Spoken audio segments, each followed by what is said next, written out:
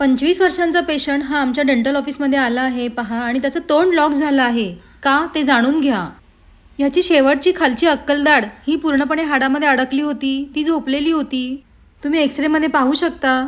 आणि ती दाढ आपण सर्जिकल प्रोसिजरनी काढलेली आहे, ज्याला इम्पॅक्शन असं म्हटलं जातं. जसं कधी कधी आपल्या पायाच्या स्नायूमध्ये किंवा कमरेच्या स्नायूमध्ये लचक येते, त्याच पद्धतीने तोंडाच्या स्नायूमध्ये सुद्धा लचक येते.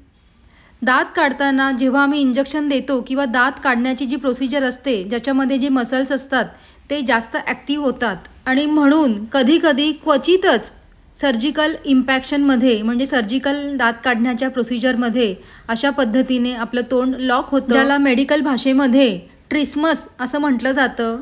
आणि आपण स्प्रेनसाठी जशा गोळ्या घेतो त्या पद्धतीच्या गोळ्या आपण पेशंटला देतोच, परंतु त्याचबरोबर ह्या इन्स्ट्रुमेंटने पहा असा व्यायाम करायचा असतो. त्यासाठी पेशंटला रोज दवाखान्यात यावं लागतं, साधारण एक 5 ते 10 मिनिटासाठी. आणि ह्या एक्झरसाइजनंतर पेशंटचं तोंड उघडतं. मित्र हो, काळजी घ्या तुमच्या दातांची. दर 6 महिन्याने डेंटिस्टकडे चेकअप नक्की ठेवा.